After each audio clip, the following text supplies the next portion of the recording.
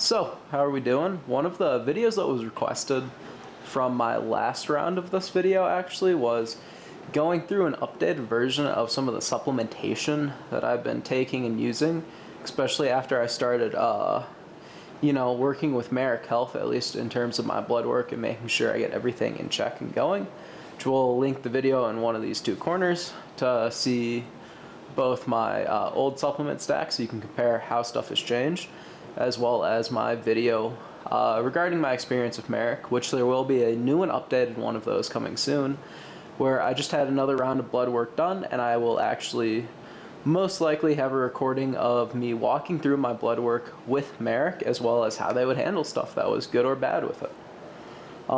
So we'll start it right off with the bat, going into the section of stuff that I take daily or frequently.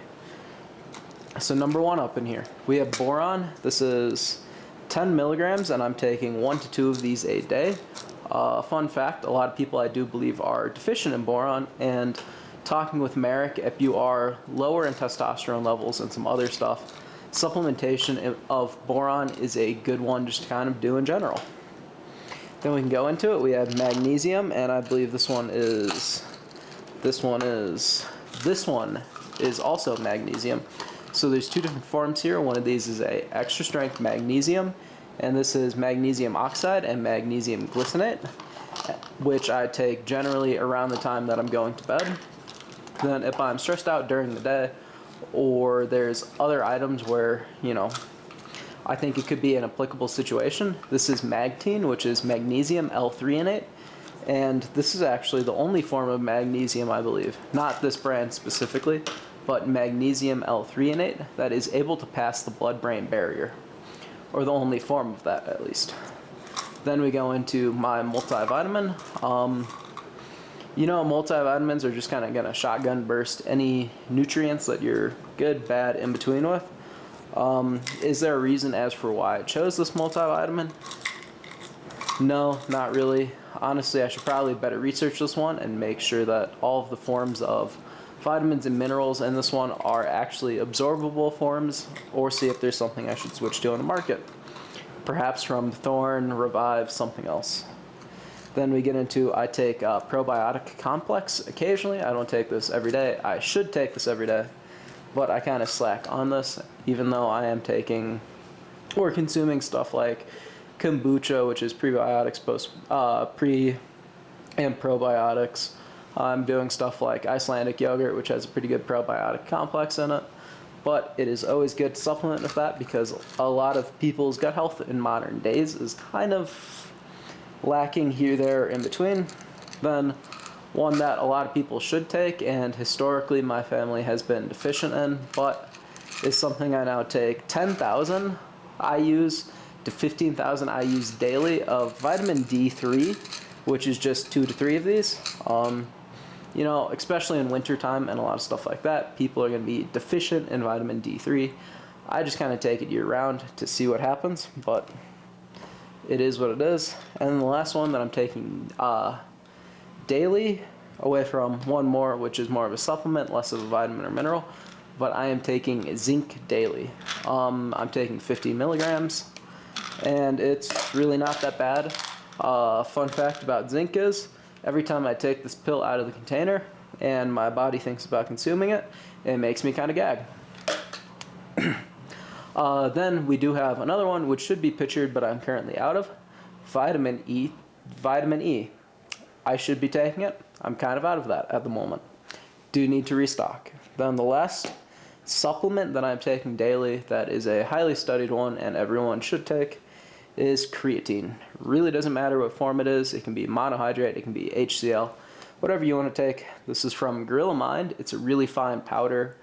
Think of it like powdered sugar consistency or flour consistency. So it's not very granule, and you can kind of just, my unofficial or unapproved method of doing it is I will dry scoop the creatine just straight into my mouth. Then you can just take in a little bit of water, swish it around, it kind of instantly dissolves. Then you can swallow it so you don't have it sticking to the edges of your glass, and you don't have that little pool of it in the bottom when you're mixing it in with a liquid. Then just consume however much water you should take after it. And guess what? you make sure you get in all of your creatine, you're not messing up excess stuff, and yeah, honestly, more present experience than more granular or worse mesh ratings of creatine. Then one that we do take relatively often, maybe not daily like I should, but it is injectable L-carnitine. This is under the provisions of Merrick Health that it was recommended, and I've been using it.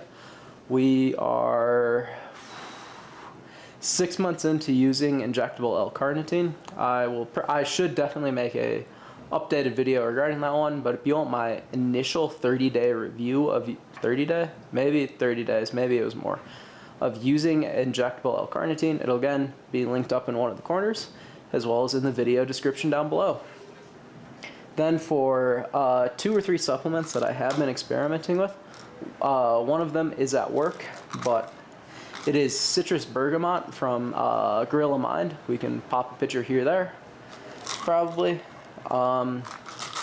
Yeah, I've just been experimenting with it. I still need to completely hammer down my dosing times, my dosages, and everything. But then we have astragalus extract is another one from Gorilla Mind that I've been testing out with. And I don't know if I need to do some more research into it. I did some initial rounds of research when I started using it, and it seemed promising for some of the applications, but to be honest, I've been pretty inconsistent with taking this one, and I really need to hammer down more consistency taking it, making sure my dosage is dialed in so I can see if there's any anecdotal effects from this that I can see. Another one that I've been testing out from Gorilla Mind is curcumin, or I believe that's how it's pronounced, but this is a, I guess, extract form or modified form of, what is it? Turmeric. I don't know why that word was escaping my mind, but if you look at some of the caps from my other ones, they are stained yellow because it is turmeric, and I've taken non-complex versions of this before and felt like it worked pretty well, so a complex version of turmeric should hopefully yield better benefits as well as better anti-inflammatory properties, I'd like to hope, or at least have better absorption because this is complex turmeric, as well as it is mixed in with a little bit of biopurine, I believe, which should help with its ability to absorb and its efficacy. Then we can get into supplements that some of these I take daily, some of these don't. I do take a EAA and hydration multiplier, which is by Axe and Sledge and is shark bite flavored.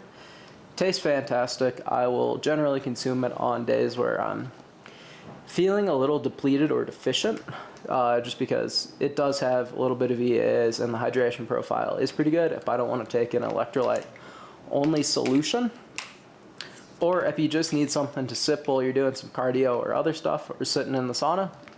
This gives you some flavor, non-caffeinated, very good, but definitely not essential. Don't recommend buying stuff if you don't have or need the money for it. Then we get into a pre-workout. For this, I take one of two. I will either take V1 Nutra, where I have regular V1, which is less stim. I have V1 Ultimate, which is a more stacked formulation, or I also have Bum Essential. If you want to check out any of the products from V1, I should have code GP with them still. If you want to test it out and there's something in stock that you see, feel free to do it. Use code GP at checkout. Might get you a little bit of a discount. Yeah, I like taking a caffeine supplement for certain lifts during the week, just because I think it adds a fun edge and it's just something to do to increase your overall performance, so you might get better gains in the end of the day. Is it essential? No. Do I take it often? Also no, because I work 4 10s during the week, which means I'm generally starting most of my lifts at 5 to 6 p.m. by the time I get off of work and get to the gym. And yeah, it's not optimal to take caffeine that late in the day. But magnesium really helps you sleep without taking stuff like melatonin. And then finally, a supplement that I do take 5 to 7 times a week, and it's 1 to 2 scoops. I like to consume a protein. Honestly, one of my nutrition stores in the area, which is Colorado Discount Nutrition, had this on sale where it was 69 servings for $30. as much as I like a lot of other proteins like PE Science, V1 Neutral always puts out fantastic and amazing proteins. Yeah, about 50 cents a serving. That's pretty good bargain.